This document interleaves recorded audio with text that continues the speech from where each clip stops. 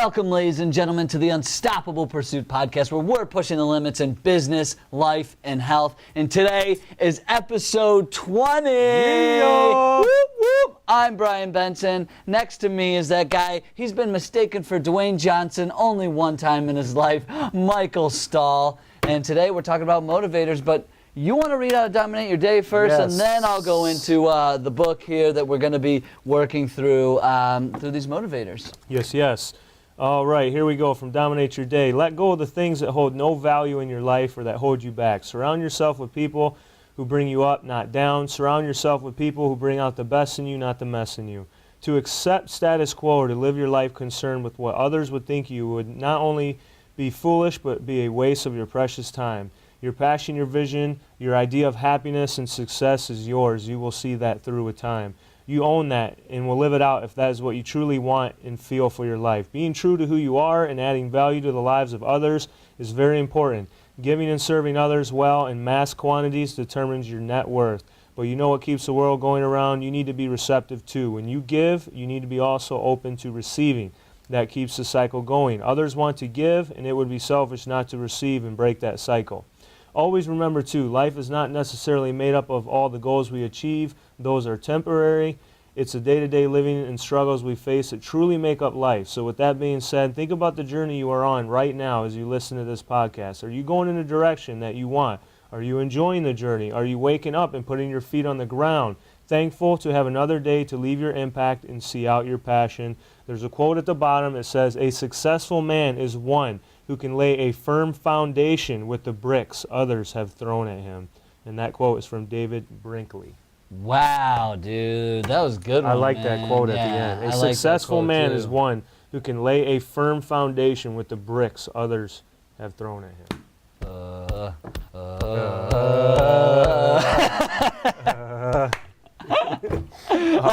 right. We're going to get started here. We're going to read, and a lot of this content, we got to give credit. So it's called What Motivates Me? Put Your Passions to Work. It's by Adrian Gostick and Chester Elton. It's an amazing book. But they actually, what we're going to go through is they've done tests on, I think it was somewhere around like 85,000 companies and all these different people on all the different motivators, like the main 23 motivators. We're only going to go through 10 of them, 10 of our favorites that we chose, and maybe we can do like another 10 another episode, but these are 23, but we again are choosing 10 of the most common motivators for people, and we're really, really excited about it. Because that intrinsic motivation is so big, especially at companies when you're trying to get your employees to care like about as much about your job and your business as much as they want to, like fulfillment wise and everything. It all comes down to getting them motivated. What motivates each individual, because we're all different. Right, and we've talked about motivation in a previous podcast, but now we're going to dig a little deeper. So we're going to get started with this. So the first one on the list is challenge. This motivator leads people to thrive when tackling difficult issues and overcoming obstacles or roadblocks. When things get really hard, those motivated by challenge feel they're at their best. They will usually keep going no matter what they face, and they revel taking at the perplexing, difficult, or even seemingly impossible. I love that, man. Yeah. I didn't know if you wanted to like continue going, but I got excited because that just makes me think so much of an entrepreneur right there. Is like they get so excited at problem solving and going against the grain and like getting through challenges. Like, how can I solve this? How can I push through this obstacle in my life? And like, if more of us felt that way about other things, whether it's in business, life, or health, you're always going to come up with, there's going to be a challenge. Yeah. It's adverse, right? You should be excited and motivated by that. And I think I personally feel motivated by the challenge when I like used to play soccer and sports. Like I knew it was going to be tough. I knew there was a guy trying to get my position, but I was going to be motivated by it. So. Yeah, and I would say the common denominator for all entrepreneurs truly is challenge, because an entrepreneur says, I don't want to take the easy route and go to a 9-to-5 and just simply collect a paycheck. That's not challenging. No. I want to put my back against the wall where I have no other option other than to tackle this challenge in front of me and try to succeed, basically. Yeah. And if I were a business owner and I was to look at my employees, like, I would want to find out if somebody's motivated by challenge, right? Are they just coming to work like clocking in? Yeah. Right. And maybe that's not fulfilling to them, and maybe they're a great employee, but we just haven't, like, that hasn't surfaced. We didn't know we were giving them the most mundane, easy work. Right. When they wanted to be challenged, they were motivated by it. Well said, well said. So the next one is excelling. This motivator leads people to crave the feeling of successfully completing a task, especially when the bar is set high. They want to feel they're doing their highest quality work and are meeting or exceeding expectations. They want to get things done on time and will pretty much do whatever it takes to do so. In fact, they probably can't remember the last time they missed a deadline. They sometimes admit they feel guilty if they aren't giving it their all. They enjoy having ambitions, goals, and having a plan to reach them. I would add to that, you know, personally from myself, if I set lofty goals and I achieve them, it feels damn good. Yeah. You know what I mean? Like, excelling feels amazing. Like, there's no other way to explain it other than when you're excelling and you're at the top of your game, like, it's almost like an endorphin rush. You know what I mean? Like, I used to get that from athletics. Now, being I'm a retired athlete at 32, I still got 2 years of eligibility left at the Berg, so, you know, maybe I might come out of retirement, but, you know, I don't know about that, but... Let me ask you something, Mike. I mean, you had a big achievement. You took 3 years to write a book. Like, you excelled. Like, you pushed through some tough shit. Like, you told me, like, you weren't working out that much. You were sitting at Starbucks 24/7, like, trying to get this book out. Tell me that feeling of excelling and what that, like, took to push through to get to that.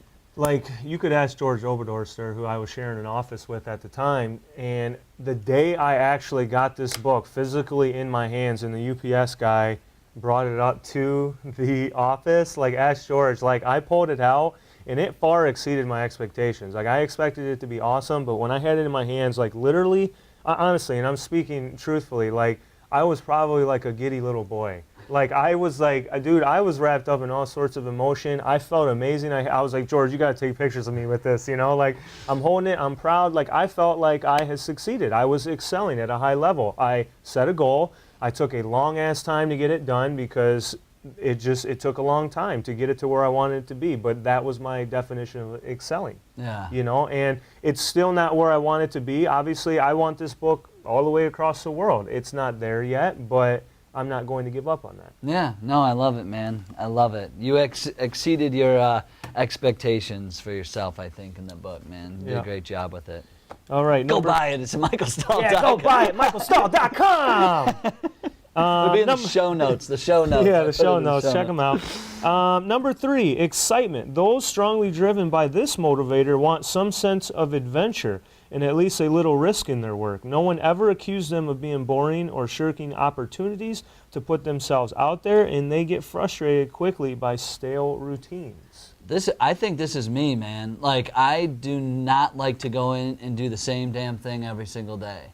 I think I would just go crazy. I have to have something that comes up, but it's exciting for me to take on something new or big or something that I don't know if it's going to work or not. Like, I just throw stuff out there, like, every day, you know, and that's why I think I get such a high, like, off of doing Facebook Live and, you know, getting on the show and putting our podcast out there and putting my work out into the world, because it's like, it's exciting. Like, I don't know if people are going to be like, that totally sucked. I don't know if people are going to be like, that was the greatest stuff ever. And you know what? Like, to me, it doesn't even matter, really, because it's I'm motivated by the excitement of what could happen. Who knows? Right. No matter what people say, that will never deter me. But the excitement of just the unknown and the risk of it, of putting yourself out there, taking your shirt off on frickin' podcasts and stuff, is like, whatever, dude. It's like, whoa, like, it's cool, man. One thing I forgot to mention in the previous one about excelling, which you just mentioned right now, is I used to get that feeling of excelling in athletics, but now, like, for instance,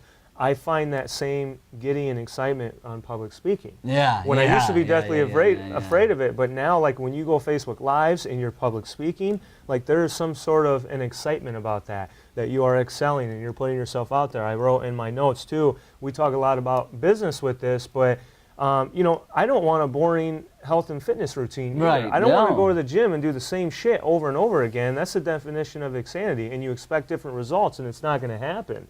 So it's important for people to switch it up at the gym and find the best workout and exercise and diet program that is sustainable for you, you're excited about it, and you can excel at it and keep it going at a high level. Yeah, and just like a quick tip, like, and Mike knows this better than me, but I did get like bored of my workout routine. So now every other week we switch it up. We go in, we do super heavy. The next week we do super light, more reps, and then the next week we time it, because it was just like becoming mundane. So like that could be something that you guys could implement in your workout routines if you kind of do the same thing, work out the same muscles, just kind of switch it up, because it is exciting to switch it up. Yeah. Man, I love that. I love it. I'm super excited. And one last thing I wanted to mention too is I think that's why entrepreneurs become entrepreneurs, is because of the excitement. They don't want to go in and do the same damn shit over and over again and get in this monotonous, stale routine working for someone else's goals, and maybe there's no excitement, there's no opportunity to excel, there's no challenges. I mean, we're going right down the list of these motivators. So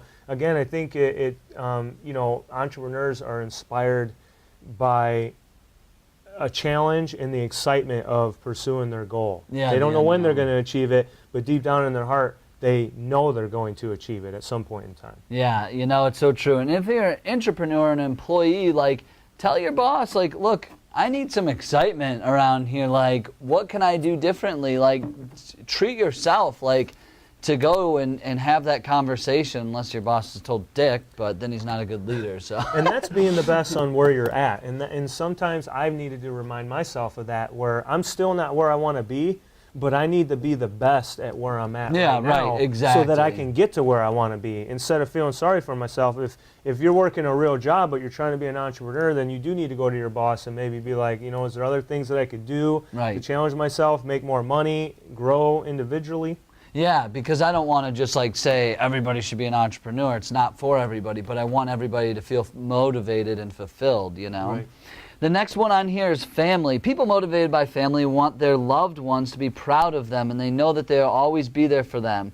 They try to make family a high priority, which means balancing home and work time. Their greatest goal is to leave a legacy of love. That's deep.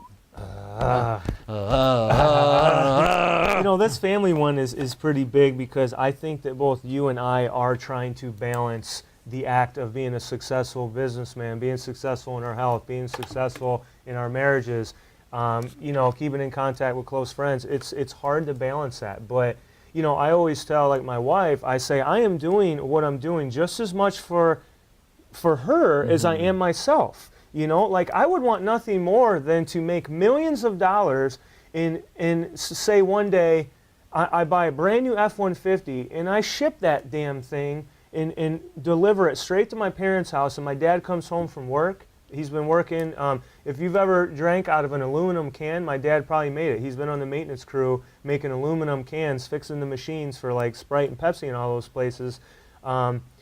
He comes home from a hard day of work and he has a brand new F-150 truck in the driveway, and I said, Dad, I just wanted to give you that gift. So dude, it's more than just about me. It's about my family. I want to be able to go out to dinner and not look at the menu and I have you and Therese and George and Sean and other couples that I'm friends with, and I want to be like, you know what, guys, it's on me tonight. I know. You know what I mean? I know. Like, it's not because I want to show off. No. It's because I want to take care of the people around me. I want to give back. Yeah, I want to give back. I know. want, like, when I make it, when you make it, like, everyone in my circle is going to make it, because like I want to share that with everyone. So that's how I feel about family. And you're exactly right. When you make it to the top, like, you want to have those people to share that with. You do, and family is like the people who are usually always there for you, And if you can't choose your family, but I mean, and we'll go into friendship. I don't want to like go too far, but I mean, like, I already went into that. But but it's okay. I mean, it's fine, because like you're exactly right, dude. Like, I always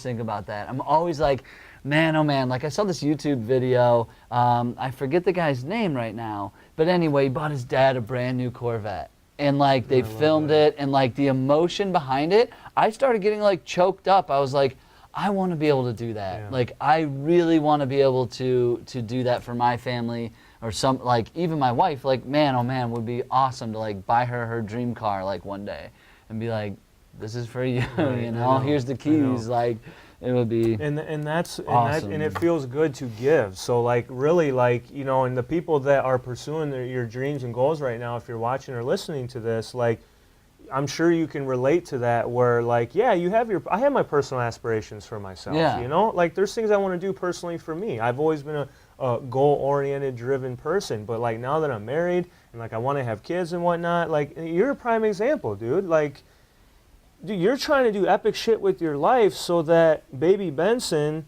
has opportunities and is inspired by his dad. Yeah. You know what I mean? I want to leave a legacy. I It's want not to like you're give going him to an hand that shit over opportunity. to him, but you know, you want to be a good example for him and provide a good life that allows him to have opportunities to go out and do what that boy or a girl? Boy. Boy, I don't want to say he or she. So he can go out and do whatever the hell he wants to do with his life. And Yeah. I'm going to be the godfather of the child, so I got to do it too. You know what I'm saying? Shout out to baby Benson. Baby Benson, hey, there will be no shortage of motivational videos for him to watch. Oh my God. He's probably going to get sick of us. Never. All right, you're on the next All right, one. I'm up next. Next on the list is friendship. Those strongly driven by the desire for quality friendships put great emphasis on developing close relationships both in their personal life and at work. Their network of connections is important to them, and they feel good knowing people rely on them to help out and keep confidences. Being trusted is highly rewarding, and it's important for them to feel this is mutual and that they can trust their colleagues.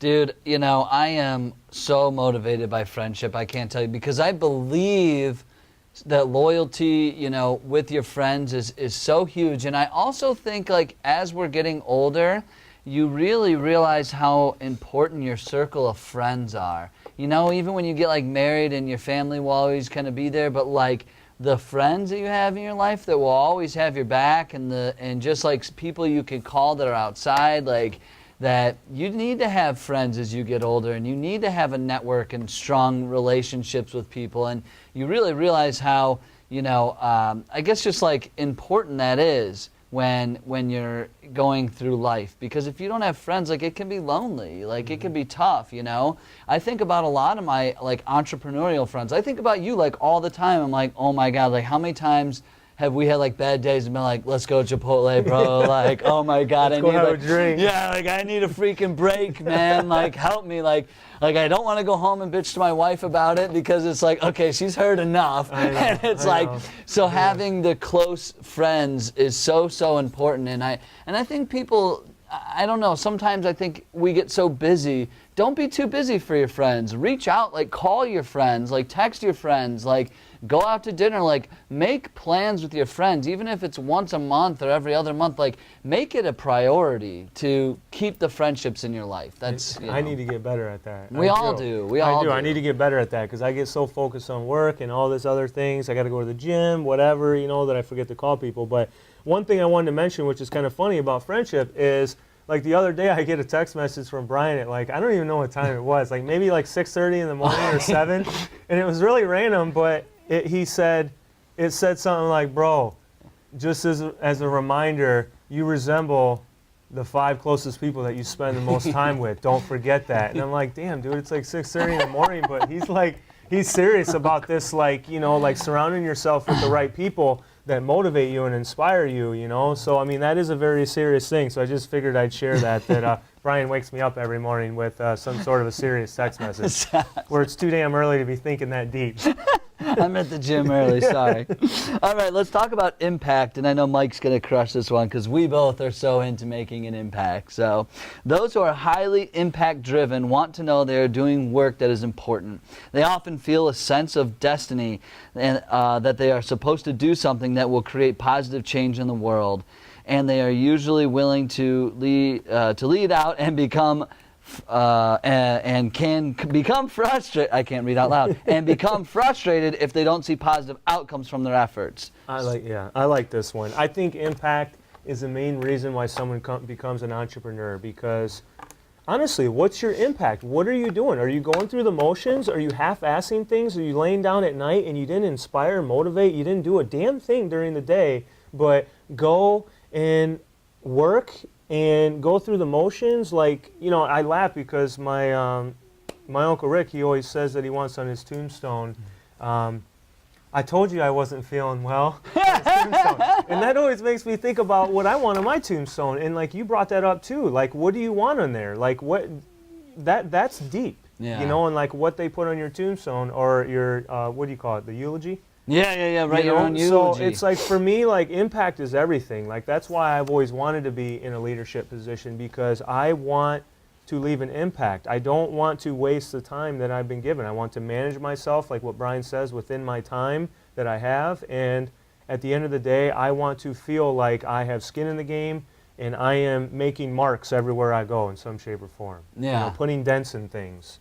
No, I agree, man. I mean, what's your story going to be? What legacy? What, you know, we're all sitting here writing chapter after chapter after chapter, but at the end, like, what is your story going to end with, you know? And I really believe in that exercise, and maybe that should be the challenge later for today, but it's like, write your own eulogy. What do you want people to say about you at the end of your life? Because that's the only thing that's going to matter. It's not about your awards. It's not about the riches. It's not about the fame. It's not about anything else. At the end of your life, the only thing left of you, it doesn't matter your skin color, it doesn't matter what, you know, what your sexual preference was, none of that will ever matter. You will die and that will be it. Mm-hmm. So the only thing that will matter is the memories of the people that care about you. That's it. Plain and simple.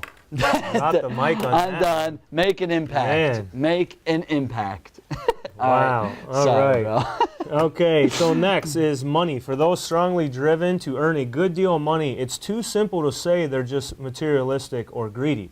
For these people, how much they earn is often a way to keep score with the world and a confirmation of their personal value and their contributions. For some, they see compensation as a source of validation, safety, and a responsibility to fulfill their potential. For others, money may be a source of freedom and empowerment. And before you do yours, I will honestly say, for me, I'm not a very materialistic person. Now, there are some materialistic things that I would like to buy at some point in time. I've already purchased a few along the way relative to where I'm at. But for me, money is not about validation for me. It is about freedom. Yeah. Like what 100%. I said earlier, I'm not going to go and buy 10 houses if I had $200 billion. I honestly wouldn't. I might have one or two, but I'm saying I want to be able to walk into a restaurant and not care about the pricing. You know what? I'd like to buy for you, you know, or whatever. You know, I want to go on a spontaneous trip. It's freedom for me. It's not materialistic. No, we just share that in common so much, is that, like, it, you know, I always think about this, like, every time I go out to the bar and have drinks with my friends, like, I always think, how great would that be to be able to just buy my friends a round of frickin' beers and not even, like, look at my bank account the next day and be like, oh shit, I spent like $75. And it's not because you want to say, hey, you guys, I can buy beers. It's because you feel good when they take a sip of a freaking cold-ass brew. Yeah, I know. You know I do, man. And you know what? It's like, it is. I want, financial freedom is probably my biggest motivator. That is what I want. When somebody asks me, what do you want in your life? I say, I want financial freedom. Because I want to do what I want, when I want, however I want. And I think that's very, very important. But I also think making more is going to allow you and I to serve more. Because the more we make, the more we'll be able to post this other places other than just Facebook Live and our YouTube. Like, we'll be able to get on the radio and television and get out there like some of our competitors. Like, and that's what I think is so important, is like, this is going to allow us, the more money we can bring in, the more we can reinvest and serve bigger, better audiences. Exactly. The more money we make, we're allowed to reach more people like you to help you. You know, so it's reinvesting back into our business so that we can pay it forward and reinvest in you guys. So yeah, it provides freedom for you know, leisure, but it provides freedom to grow your business so that you can serve more people and again make an impact. You know, and excel and you know, feel challenged and have a purpose. The one thing I will say though is Brian and I, we're not going to sit here and lie to you guys that we don't want materialistic possessions, because I'll be the first to tell you that. Brian and I, we like to storytell and come up with these lofty scenarios. And we both are a huge fan of Lamborghinis. We love Lamborghini cars, and so we come up with stories and we're like, bro, imagine if we like roll up in our Lambos, and the doors fly open, and like pigeons are flying out and shit, and we get out and we're just savages, you know? Like, we think of lofty shit like that, and it's kind of funny to talk about, but it's like, we truly, like, I would love to buy a Lamborghini someday. Not to be like, oh, I got a Lamborghini, but because I love the vehicle and I want to drive it. And you know what? I want my family, like I want my mom and dad to ride in one. They never rode in one. And I know it would make them feel awesome to be like, oh my gosh, Michael, you worked hard for this. Yeah, and now I get to enjoy it too. That's what I wanted to say. When you were saying that, that's the biggest thing I thought about. I was like, not because we want to show off, but because we worked our fucking asses off for it. I just said the F-bomb, sorry. Yeah, there it goes again. Because we worked our asses off for it. That's just the reality. I mean, that's what I want. That would mean so much to me, and I think that it's a massive motivator for a lot of people, and you know, and it's not for materialistic things. It's because we want to really give back. Like, we just want to give back to more people. Right. At the end of the day, bro. So let's go on to the next one. Is pressure. Under pressure. Dun, dun, dun, dun, dun, dun, dun, dun, dun, dun, dun, dun. Those highly motivated by pressure tend to believe that stressful situations bring out the best in them. That they do some of their best work when deadlines are looming over and they are asked to multitask. Some might admit that they do require a push now and then from supervisors to get started. The kind of external pressure helps them focus, and they get satisfaction from the adrenaline rush of having to put the pedal to the metal. Lamborghini. Blasting through those gears. I like this pressure one because I've always done pretty well under pressure. I think adding a little bit of pressure adds the sense of urgency. Like I always say, like the one quote says, back yourself up against a wall where, you know, you have no option other than to succeed because you know what the consequences would be. You know, so I think adding a little bit of pressure to the situation definitely helps. It does. It adds a sense of urgency. Now, some people are not really good under pressure and they crack under pressure, but the more you put yourself in pressure situations, I believe that the more confident you will get. When in Rome, you know, get comfortable with that. Get comfortable being uncomfortable and having some pressure on you so you can catapult, baby, all the way up to them goals. Yeah. You know, sometimes, this is so weird, but sometimes I actually like to visualize that I am under pressure. Like when I have things, like maybe there's not deadlines, but I love to just feel like, holy shit, I better do this or it's over. Like, well, and you thrive can or speak die. from an athletic like, perspective yeah, on that too. Yeah, exactly. Like I always, I mean, the pressure, it just, there's something about it that I like that feeling. I don't know, maybe it's just like, it is what it is. I guess pressure almost, I guess, creates a little bit of desperation. Yeah, almost, yeah. But it's a good desperation / sense of urgency. You know, like I used to, for athletically, and our coach would have us do it, you know. He would make us run line drills until we could barely breathe, and then he would choose one of us to go out onto the free throw line while all of us were on the baseline. I'm tired of shit. Oh, the pressure's on. He says, if you can sink 2 in a row, we're done. If you miss one, get your ass back on the line. The entire team is running. So I knew that, dude, I had to make this. There was a sense of urgency. There was pressure. I wanted to do it for my teammates. I wanted to do it for myself. So, of course, you're really locking it down, and it means that much more because of that pressure. I know. And that's what I think is, at the end of the day, like, that's what it is, that pressure that, man, this is going to mean so much. This means more. And then I think you put your best foot forward, you try harder, and I don't know, maybe that's what it is. But I like it, man. The pressure. We got 2 more here. 2 more! Is it me? Yeah, it's you. All right, alrighty. Purpose. Those driven strongly by purpose long to be a part of something bigger than just themselves. They like being an integral part of a group or organization they admire, and they want to get behind a cause that they believe in.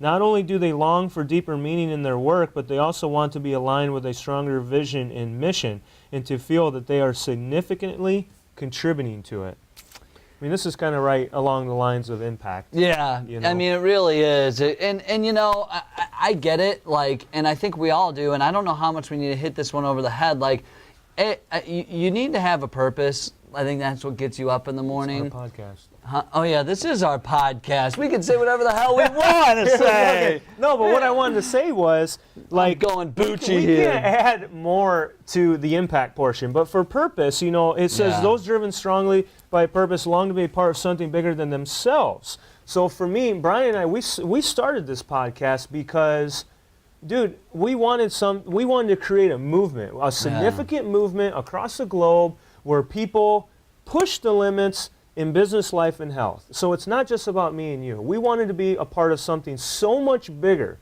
which is our purpose of the Unstoppable Pursuit podcast. So for those that are watching and listening, thank you so much, you know, for giving us purpose and for helping us continue this. And validating this and helping us continue our mission and our vision forward, because you are just as important to this as we are to have it every single week.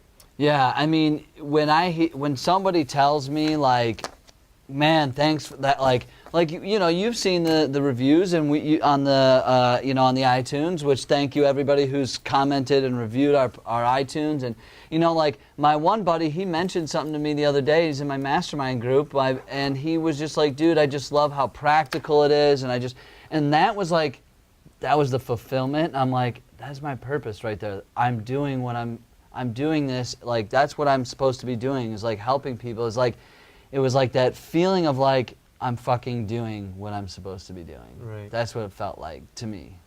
Right.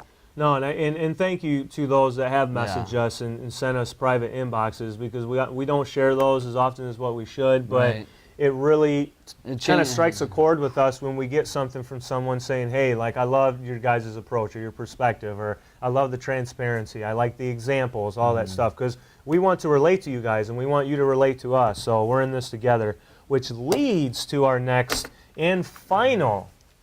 All right, you guys know this. If you guys follow Mike on Snapchat, you will know the teamwork makes the dream work, baby.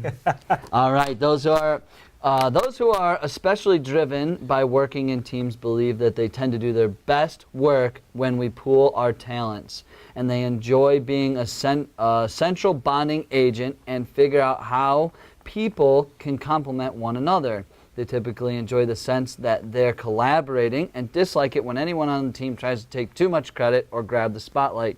A key driver to their performance is that they don't want to let their teammates down, and they tend to feel very strongly, and that it's important to keep promises, respect others' ideas, and be dependable. Damn, I love teamwork, man. Teamwork makes it dream. What's your quote that you put on Facebook on that picture too? Oh, it's yeah. If you want to get there fast, do it alone. If you want to get there fast, do it alone. If you want to be like stay in it for the long run, do it with the team. Yeah, it was by John Wooden, who's one of the greatest, arguably one of the greatest coaches of all time. He can't say anything stupid. Yeah. No. Whatever he said, read that quote. Just look up teamwork, John Wooden, you'll find teamwork it. But that's makes exactly right. I mean, he was. You know what? He won 11 championships with UCLA when he was there. And when I was listening to this podcast about it, think about that. He did not have the same players every single year. These guys would go on to the NBA, they'd leave, right. you know. How do you do that? You know, he did something that was very remarkable, but he had everybody believing it, and what everybody talked about was like he walked the talk, you know. He whatever he said, he was actually doing, and he got these guys to believe in each other so much. And actually, this is kind of going to be a really weird story, but this is what I heard. Brace yourselves, brace people. yourselves. Brace yourselves. If you're driving right now, listen, you might want to pull over to the side of the road. This is going to be a really weird story, but when I was in college, my assistant coach came up to me, and we weren't acting very team-like. And he told me this story. He said, you know, guys, back in the day, the Trojan warriors, these guys actually made love to each other. Seriously, he told me this. Maybe he's lying to me. But he told me this because he said then they care about each other more. He said they would die for one another because you would die for somebody that you love. Right? Yeah. Don't get weird on me. I understand what you're saying. It's getting out of control. I get that, but I'm just trying to say, like... I mean, they were probably giving each other, like, massages. Yeah, I'm sure it was just... Miss Guzzi. I know that was weird, but it's the fact that like if you wanna really, the teamwork is so important. I mean, I just can't even like express it and encourage it enough. I mean, I know like when my kid's born, like I'm gonna push him into team sports as much as possible because I see what it's done for me and others. Like, go on, this is your thing, but I just like. No, I was just gonna say the only thing I have to add to that is, in teamwork, to be an effective team, everyone's got to be drinking the Kool-Aid. Yeah. And I'm going to use your line because, Brian and I talk about like businesses and stuff, and like we'll say like, yeah, they're all drinking the Kool-Aid. That's why they're freaking doing so amazing. Yeah. It's because they're all drinking the damn Kool-Aid that the leader's making, and they're getting shit done, So teamwork, right here, like they don't want to let their teammates down. Like I don't want to let you down on this podcast. We can't. I don't want to let you down on speaking engagements. No matter what we pursue through this platform, I don't want to let you down. So teamwork's very important. Yeah, and then, by the way, just bringing that up, and I know, hey, look, this is our podcast. We're promoting ourselves. Mike and I, 2017, you better believe it. We're speaking. We're going into companies. We're talking about all this stuff, helping companies get more motivated, helping employees build their leadership, their attitude, and really just getting in there and helping people perform at their highest level in business, life, and health. That's right. And one thing I wanted to mention before we get into the challenge and the health tip for this particular segment is we do have a new Instagram page for the Unstoppable Pursuit movement, where we have our teaser videos, we have motivational quotes. Get on there, follow us on Unstoppable Pursuit on IG, Instagram. Awesome. All right. Well, that's good. Those are the plugs. Now we're going to get into the challenge. And this challenge, actually, I asked my brother, I was like, what should we do? This is about motivation. And he just randomly said, why don't you just challenge people to give 3 compliments a day for 3 days? And I was like, that's kind of interesting. It's not exactly in line with like motivation, but you know what? Like, you never know what a compliment can do for somebody, and it may motivate them. I was just going to say. To do something. So the challenge is really just like try to give a compliment a day for 3 days, or 3 compliments for 3 days. Like do it. Try to just compliment people, because you don't know once you say something to somebody what that could do for their day and how that could that could change someone's mindset and belief in an instant. Yep. Do it up. All right, give us a health tip. Give us a health. I got healthy. Health tip for today is to make love to every single one of your teammates. Woo! I'm just kidding. No, I'm kidding. The health tip is actually we need to what's called deload, meaning we're always going really hard, really strong in the gym for long periods of time. Like let's say you've gone 12 weeks, balls to the wall, you are pushing yourself, you're lifting heavy weights. You need to build in what's called a deload period where you kind of lighten the intensity, the duration, the volume, the resistance, and deload. And I hate to say it, but kind of half-ass it for 2 or 3 weeks where you're letting your body kind of recover, your central nervous system recover, because you can't go all out 365 days a year. Like the body does get a little stressed, so we need to build in that rest component. So you build in what's called deload periods where, for me, every probably 10 to 12 weeks, I take about a week or 2 where I go into the gym and I cut down on volume, I cut down on the weight, I cut down on the intensity. I just break a sweat, I foam roll, I stretch my body out, get my blood moving. I'm still pushing weight, but probably about 50 to 60,